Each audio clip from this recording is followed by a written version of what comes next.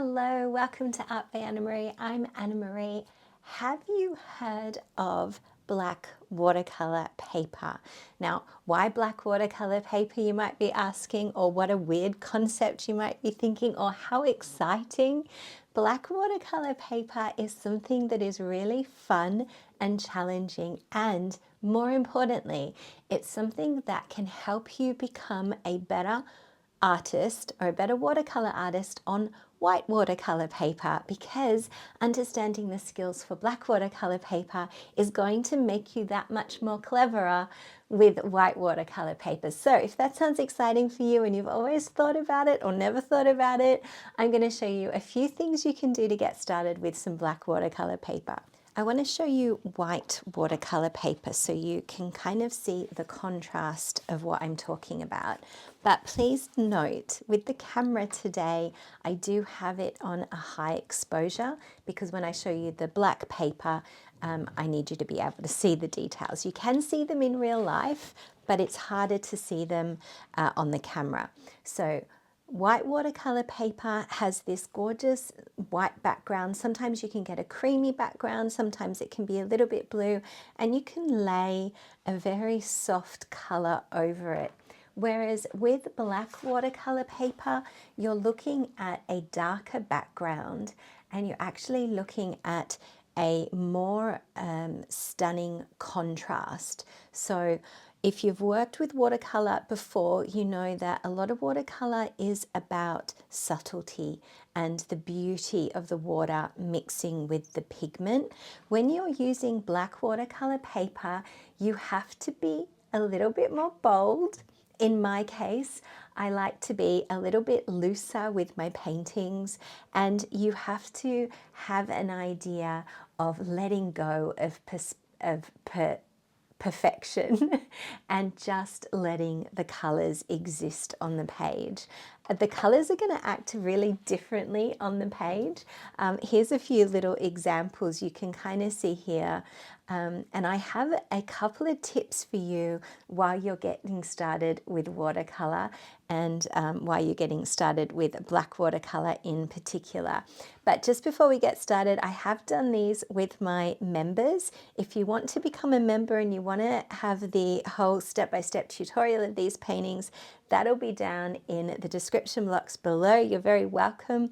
If you don't want to be a member at the moment, but you kind of like this idea, I've got the outline for you. You can download the outline for free and you can just give it a go yourself and see how you go with it. The key to understanding how black watercolor paper works is to play with the colors. So we're going to do something that I like to call hiding the vegetable inside the spaghetti bolognese or whatever it is. But you know, when you were younger, maybe your parents hid the vegetables inside something, or maybe you do it yourself. And what we're going to do is we're going to hide the skills of learning to paint on black watercolor paper inside a fun little painting. So you're going to learn the skills, but you're also going to have fun at the same time. So you do need black watercolor paper for this, but if you've only got white watercolor paper, you're going to enjoy this as well. So what we're going to do is we're going to see how our colors react on the paper before we start our painting. But instead of just grabbing a little bit of color and moving it onto my paper, which is a little bit boring, what we're going to do is we're going to make swatching butterflies. And I'm going to work through some of the colors that I want to use in my painting. So I'm looking at the colors from my painting and I'm thinking, how are they going to look on my paper? So the first thing I'm going to do is I'm going to use my filbert brush, because it's a brush that actually holds a really nice amount of pigment, and I find that is sharp enough to be able to use on the paper.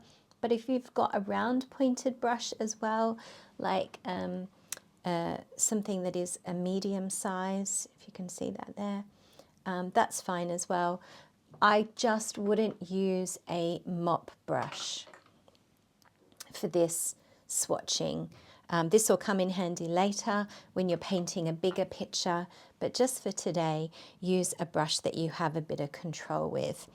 This is how I like to do my my swatching butterflies. I'm going to do a little butterfly body, and then I'm going to do a butterfly wing, and I'm going to colour that all in, and then I'm going to grab another colour. Doesn't matter what colour, we're just swatching all of our colours, and I'm going to make another wing over the other side. So we're doing a fun little butterfly to swatch up our colours, but also we are learning what the paper does. And it's really interesting to have this little piece of white paper here, because I'll be able to show you the contrast. We used some yellow ochre for our butterfly body, and the difference with using black watercolour paper is we don't want to make puddles of water. Water is actually the enemy on the black paper. So I've just got my brush. My brush is wet, you can see there. I put a little bit of water there, you can see the water. And I'm just going to gently massage my yellow ochre so that it's a little bit thick and gluggy on my paintbrush. I still want it to be able to flow, but it's a little bit thick and gluggy. So over here, I'm going to put my the body of my butterfly. You can do it however big or small you like. And then I'm going to do a wing. Remember, we did this with the white on the white. Now at the moment, we're quite happy with this kind of pigment. It's bright and it feels that it's kind of, you know, it's not as shiny as the white paper, but look, it's holding its own, it's doing fine. But the thing you need to know for black watercolour paper is that as it dries, the water disappears and the pigment sits on top of the black and it becomes more dull. So even though this looks really bright when it's dry, when it's wet, and I'll show you here, I should be able to get a little bit of reflection. See, you can see that it's still wet. That's the butterfly shining from the water, shining from the light. But as it dries, it starts to disappear. I need to tell you, this tip is going to revolutionize your black watercolor painting. Don't go in with a really light color straight away. I'm going to show you how to do the light color. I'm going to show you it as we build our skill, because the vegetables are hidden. Don't use the light color straight away. And this is how it's going to make you a better watercolor artist. You know, when you're using white paper, I always tell you, protect the white. You want to build from lightest to darkest when you're using white paper. So something like this kingfisher, we didn't put the grey in first. We put the grey in last. We didn't do the dark eye first. We did the dark eye last. We didn't do all the brown dark areas first. We did them last. When we're using white watercolor paper, we build from light to dark. And when we're using black watercolor paper, you guys have probably guessed it, we build from dark to light. And this is where people often make their mistakes. They often go in and they say, I put on all the color and it just went flat and it didn't work and it didn't look any good. It's not, you know, it's not working. And that's because they have tried to go in light. You have to kind of, this is why it's going to make you a better watercolor artist, because you have to think about it. And we actually want it to be nice and dark. We want that. That's what we want for this little swatching butterfly. I'm going to also grab a little bit of green to swatch it up. This is just a Viridian green. That was an Opera Rose. And again, just going in with my brush, the water that's on my brush. And I'm going to come in.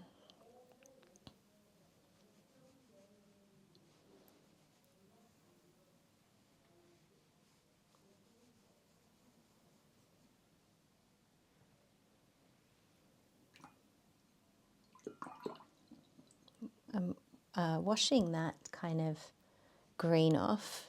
I've got a bit of water on my brush, and this time I'm going to grab a little bit of phthalo blue.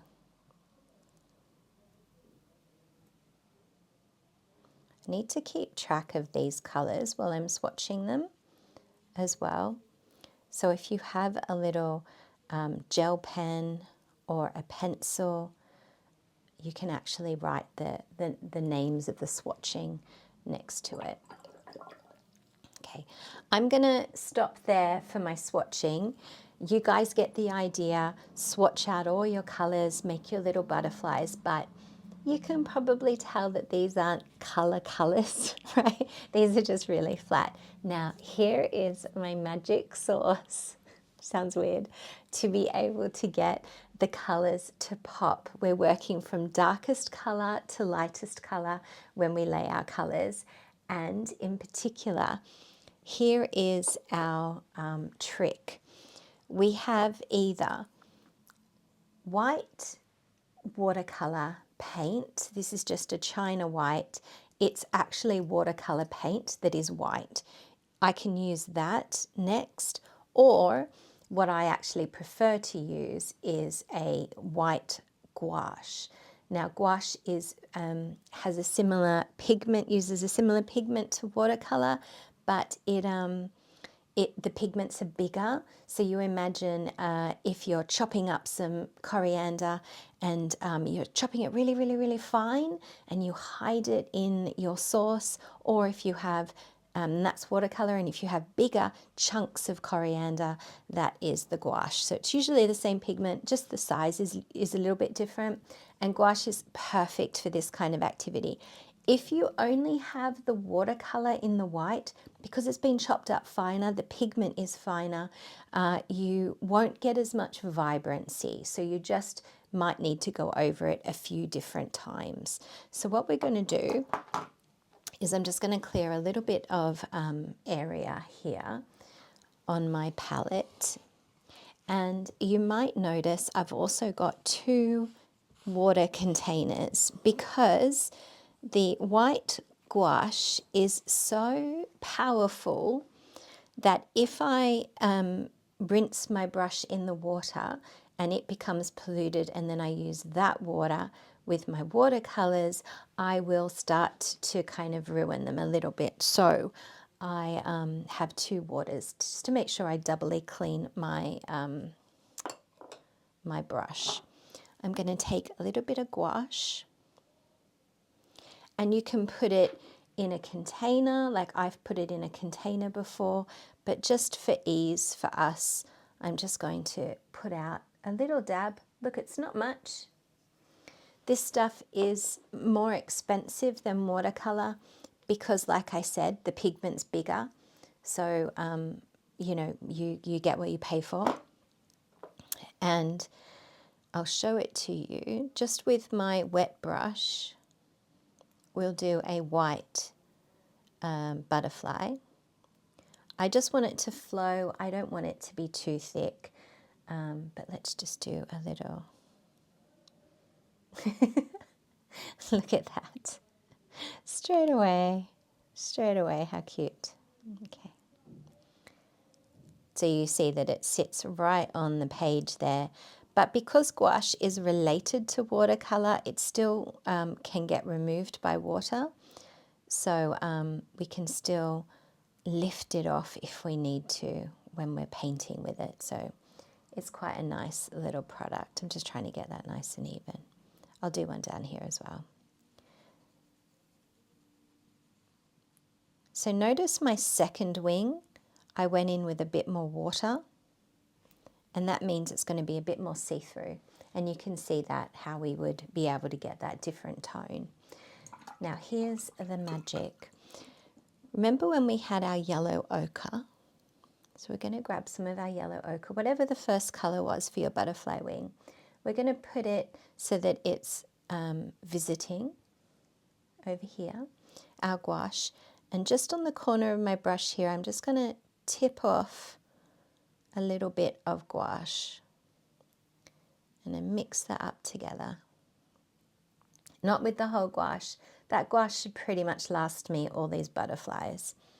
And then I'm going to come in and I'm going to come over my butterfly wing. But hopefully you can see that I haven't gone over all of the darker area. So I have a darker area of yellow ochre. Now I have this lighter area here. And that's because even with black paper, you still need something that's black, something that's darker, because watercolor is more interesting if you have variations of tone. And so we have a little bit of a dark section here for our yellow ochre. This is really bright at the moment because it's wet. So you can see there it's still a wet piece of paper. And what I can do is I can wash my brush, and then I'm just going to double dip it in the other one to make sure all that gouache is off. And I can go back into my yellow ochre without the gouache on it, and I can drop that in those wet areas to start to increase a little bit of texture and a little bit of tone. Because what I hear a lot of the time from people is that when they use black watercolor paper, they don't get much variety. Everything ends up looking really flat, and that's generally because you're not using the gouache, and then also you're not starting with the darkest color. And then also once you have your mid-tone or your lighter tone, you aren't reworking the area. So a few different things. And these little butterfly swatches are really helpful to kind of show you how to just play around with your colors. Remember, wash your brush after you've used your gouache, and then just drop in. Now you are going to notice with this, if you are used to using watercolor paper, you are going to notice that it doesn't do wet on wet the same way that we love watercolor from doing it. But I will show you something fun that it does similarly at the end if you really like that wet on wet kind of look.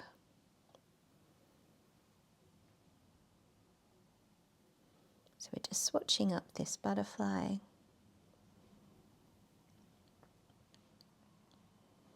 Maybe even little antenna. I don't know. Super cute. Let that dry. That's the other thing with black watercolor paper. You always want it to dry. What color was that? That was blue. That must have been green.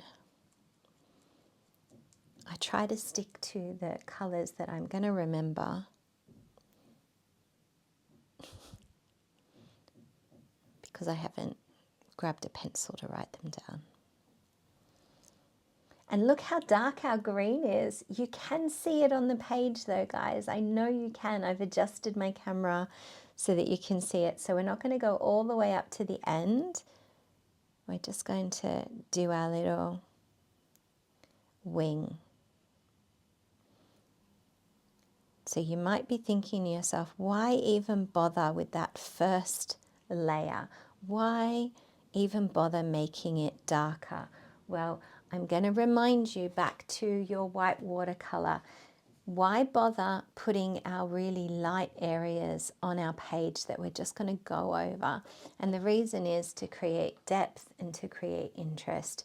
And that's going to make you a better watercolor artist. And that's what we do with black paper as well. Now I don't have to go back into this Viridian for this colour, but I did. But I can come back in and I can just kind of lay that on the top, let that move around, and see how we've got a few different colours now. But the other thing I love to do with green, guys, I love this. This is so much fun. I like to use a little bit of quinacridone gold or a yellow. It doesn't have to be quinacridone gold. I just love the effect of it.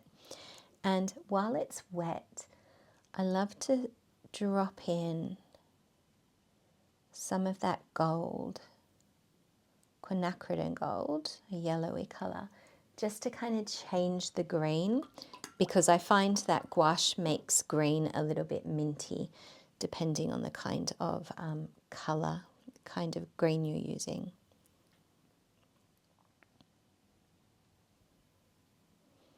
So just have a bit of fun with these. I think the blue's really pretty.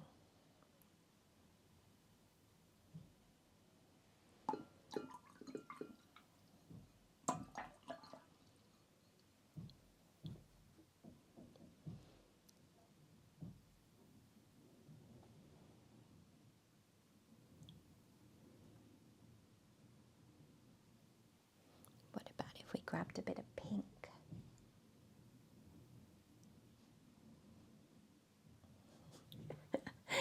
That's a great little swatching butterfly here for black watercolor paper. And remember, we had our white one as well. So you're thinking, well, how much whiter can I actually go? You can see I've kind of muddied up my colors, but if I open up my gouache, and if I just used the clean water from the tip of my brush here, I'll go down a brush size actually. It's the same with white watercolor paper. If you're trying to get more detail, you want to use a smaller brush. And I'm just going to kind of just grab a little bit of gouache from here. Not even squeezing it out, just kind of, just gently. I want it to flow onto my brush, but I don't want too much water. Look at this. So you can imagine the kind of ideas you can make with this kind of effect. Because now that we have the white already on the paper, we could come in, maybe grab a little bit of red, a little bit of alizarin crimson,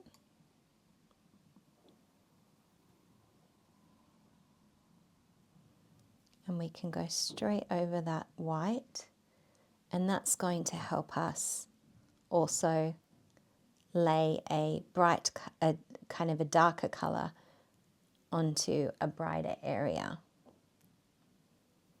So that's another kind of interesting way that you can use it as well, almost like bringing the paper back to white.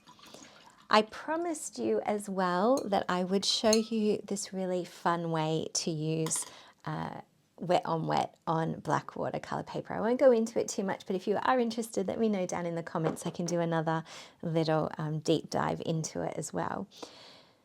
So we get our colour ready. I want to do a really effective colour, so I'll do the phthalo blue. So I'll get the phthalo blue ready, which just means I make sure there's some there. And I'll grab my mop brush. There we go. And I'll wake up my mop brush.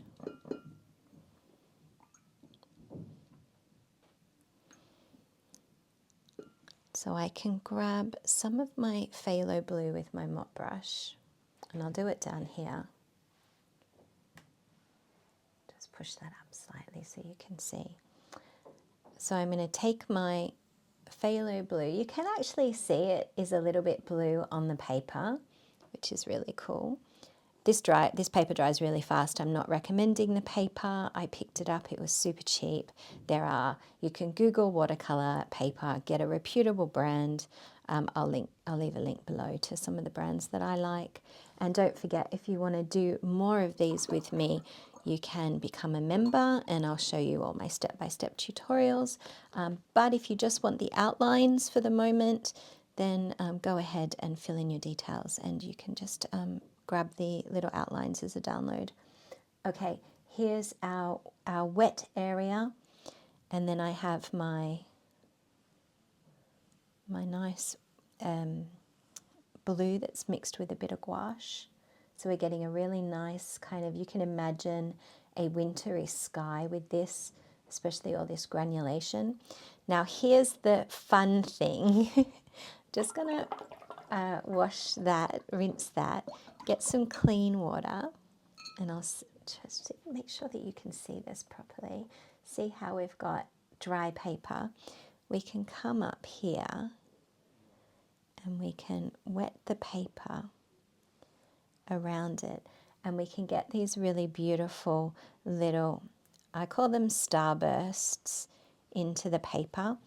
The gouache, because the pigment is thicker, chunkier, the gouache tends to do these gorgeous little starbursts. So if I used just watercolor and dropped that in, it dissolves really quickly, plus also it's the wrong color.